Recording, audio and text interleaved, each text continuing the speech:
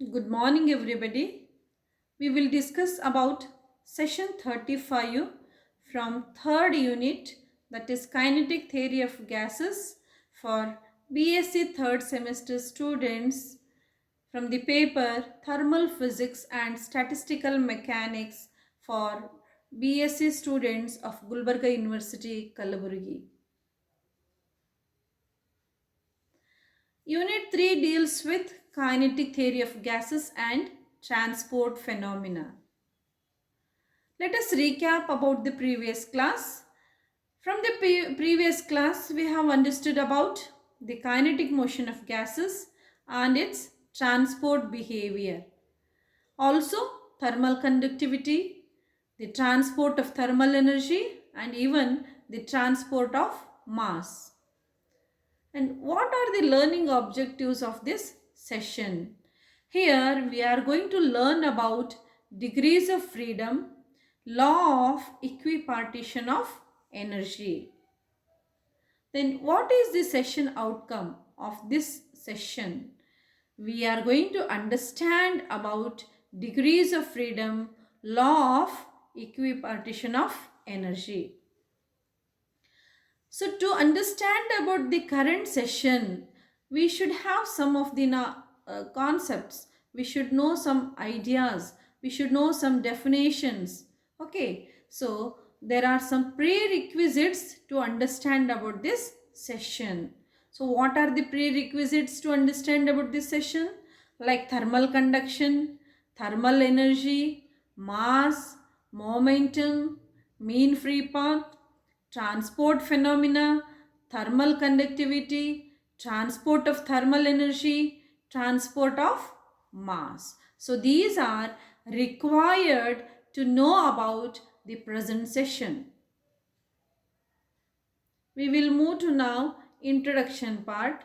So here in physics, a degree of freedom, it is an independent physical parameter in the formal description of the state of a physical system.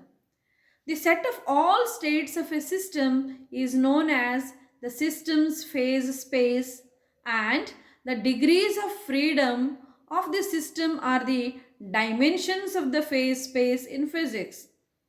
The degrees of freedom of a mechanical system is the number of independent parameters, and they are going to define its configuration or define its state.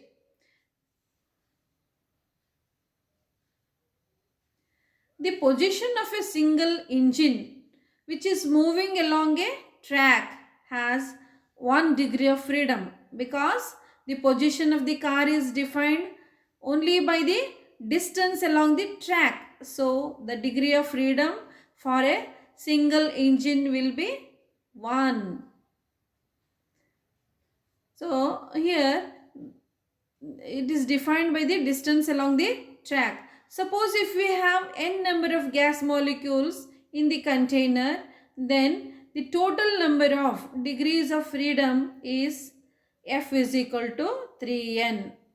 But if the system has q number of constraints means restrictions in motion, then the degrees of freedom obviously decreases, and it is equal to F is equal to 3n minus q, where n is the number of particles and q is the number of constraints and F is the number of degrees of freedom.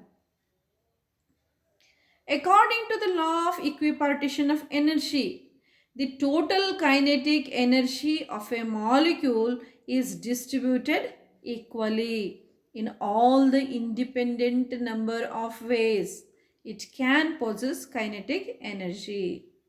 And the total number of independent ways in which a molecule can possess energy is called degree of freedom. Equipartition of energy states that what it states, the energy is distributed among all the degrees of freedom equally, because when millions of molecules are moving in a container in a random way, then there will be collisions of all kinds among the molecules, and no particular direction or no particular orientation or no particular degree of freedom will have any special preference over the other.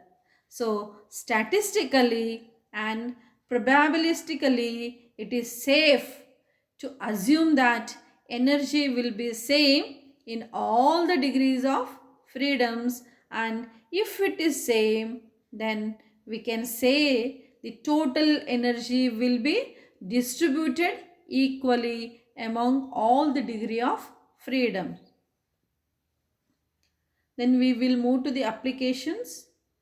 The equipartition theorem allows the average kinetic energy of each atom to be computed, as well as the average potential energies of many vibrational modes. The equipartition theorem can also be used. For what it is used? It is used to predict the properties of stars, even white dwarfs and neutron stars.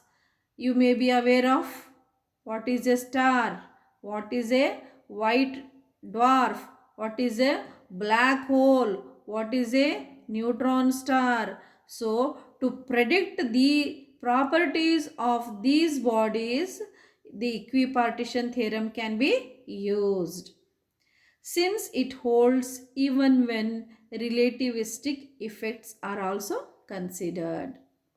More generally, equipartition can be applied to any classical system in thermal equilibrium, no matter how complicated. It can also be used to derive the ideal gas law, Dulong-Petit law, specific heat capacities of solids. And one of the major applications of the law of equipartition of energy is in Mayer's relation, that is Cp minus Cv is equal to R, where Cp is the molar specific heat capacity of an ideal gas at constant pressure, and Cv is the molar specific heat at constant volume, and R is a gas constant. Let us summarize briefly. A degree of freedom of a system is a formal description of a parameter that contributes to the state of a physical system. For a single particle in a plane, two coordinates define its location, so it has 2 degrees of freedom. A single particle in space requires 3 coordinates, so it has 3 degrees of freedom. Two particles in space have a combined 6 degrees of freedom. Law of equipartition of energy. It states that in a system in thermal equilibrium, on the average, an equal amount of energy will be associated with each independent energy state. In addition, any degree of freedom contributing potential energy will have another energy associated with it. The equipartition theorem relates the temperature of the system with its average energies. The equipartition theorem is useful in predicting the properties of neutron stars, even white dwarfs also, and even other stars also. Now we will solve some of the questions. The first question: what are the degrees of freedom? Option A, total variables in the process. Option B, total species in the process. Option C, total reactions in the process. Option D, none of the mentioned. So answer is What are the degrees of freedom? They are nothing but the total variables in the process. So option A is correct for this question. Question number 2. The average kinetic energy associated with each degree of freedom is option A kT, option B 2 kT, option C half kT, option D 1/4 kT.